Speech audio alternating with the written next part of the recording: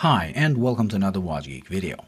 Today, I would like to comment and ask your opinion on the latest update to the Strela lineup of watches, with the models now featuring the Chinese seagull movement instead of the Soviet 3133, a decision that has really split the fans.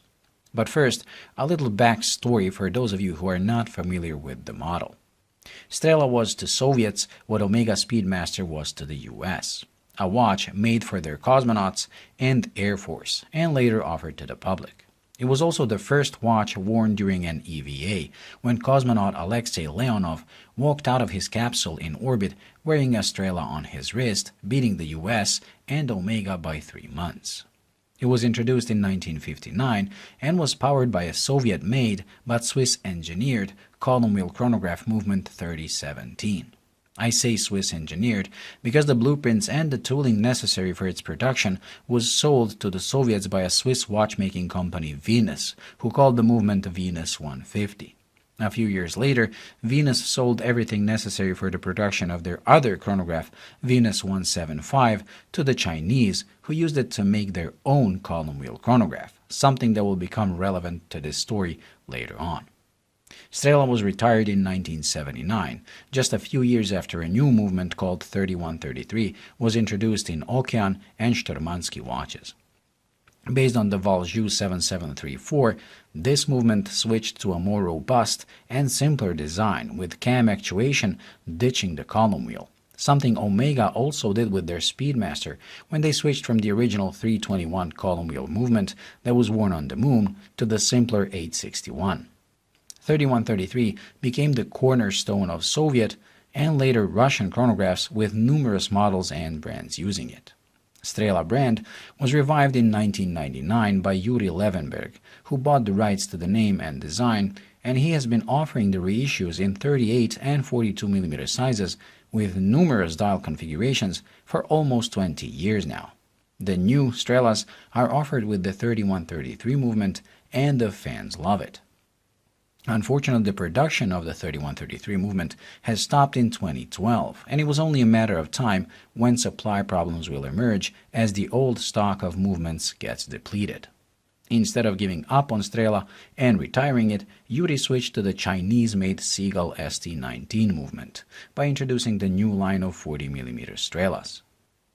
This move was generally hated by the fans, as the old Russian watch has been turned into a Russian-Chinese mix.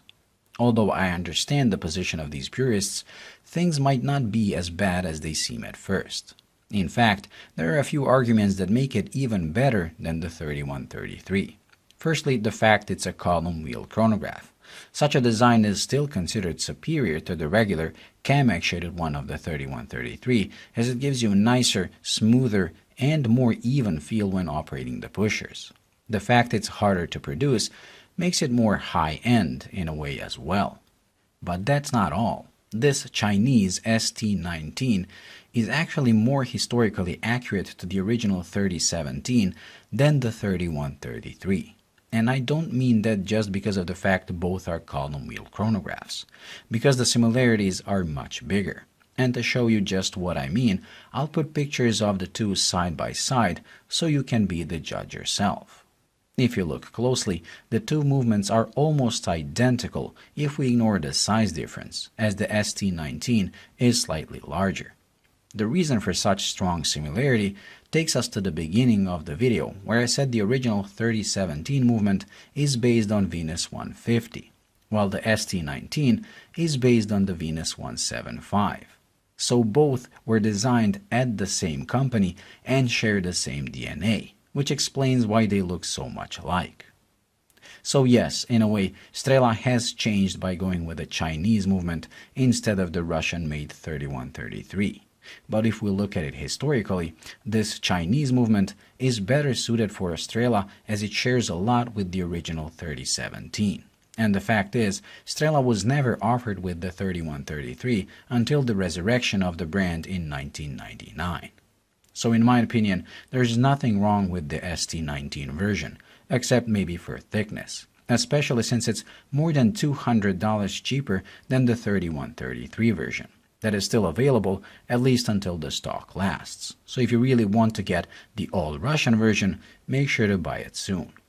But tell me what you think. Should Strela stop production altogether and be left in the pages of history, or do you welcome this switch and want to see it kept alive? Let me know in the comment section. Thank you for watching. I hope you enjoyed and found it useful. If you did, please like and subscribe, and until the next video, bye.